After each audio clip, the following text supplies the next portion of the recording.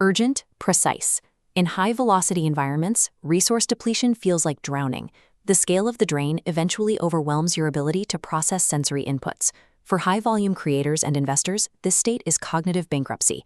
It is an objective depletion of the mental assets required to function.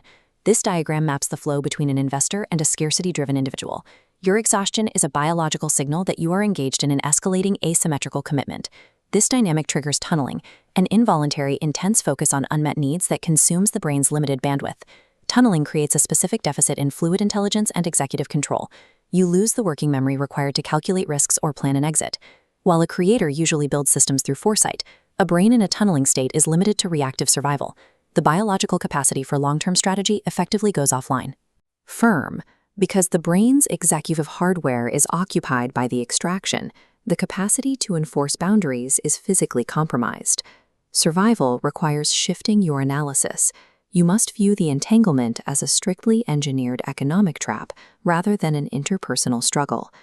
The extractor maintains the supply of resources through a series of invisible structural anchors. These anchors consist of combined resources and undocumented agreements that bind your future output to their current needs. This architecture turns a high performer into a continuous resource supply, ensuring that your energy is consistently diverted to stabilize the extractor's environment. This system increases the complexity and perceived cost of leaving. Deconstructing these tethers is the only way to build an isolated financial firewall. Attempting to solve a structural extraction through conversation results in financing the past with your future bandwidth. We begin with Vector 1, the leverage of combined finances. The extractor binds you by intentionally entangling material assets and legal ties. In this context, shared property serves as a structural anchor that prevents mobility. When your operational and financial survival is intertwined with theirs, your brain's risk assessment parameters shift.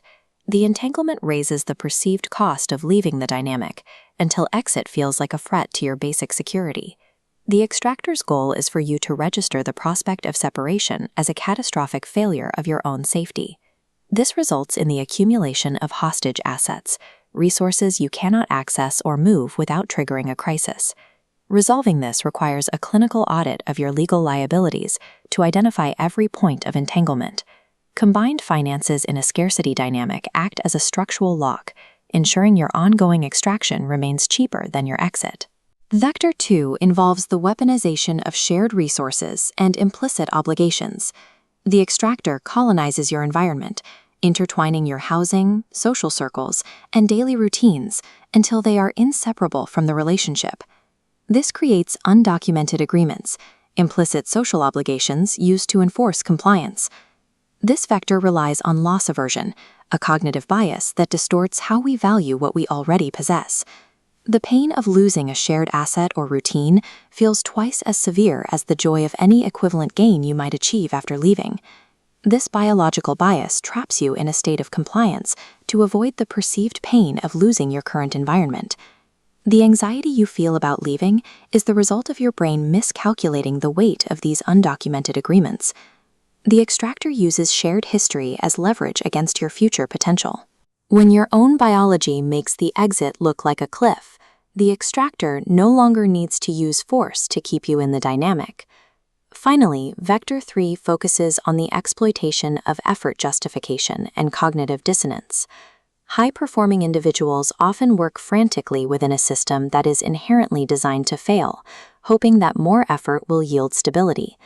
The extractor profits from the way your brain's reward center, the striatum, reacts to this investment of labor. Your brain releases dopamine to justify the massive emotional labor you spend trying to stabilize the other person.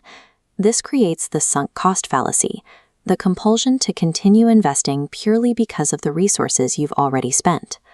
Resilience and dedication become the very tools used to facilitate your own bankruptcy. Stopping the drain requires a deliberate cognitive override to bypass these biological traps. The first protocol is the clean slate test. Ask yourself, if you met this individual today and you knew exactly how this system operated, would you choose to start this dynamic? If the answer is no, then your shared history is statistically irrelevant. Audit the dynamic using the STUCK framework. S is for sacrificing future goals, T is for tolerating the intolerable, U is unable to articulate a positive future. C is citing past investments. And K is knowing the system is broken.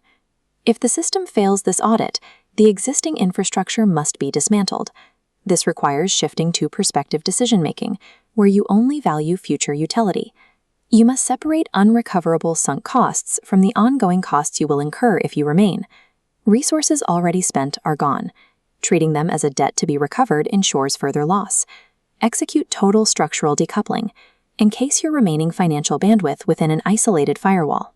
Enforcing absolute boundaries on your remaining bandwidth stops the flow of resources to someone else's scarcity and secures your future output.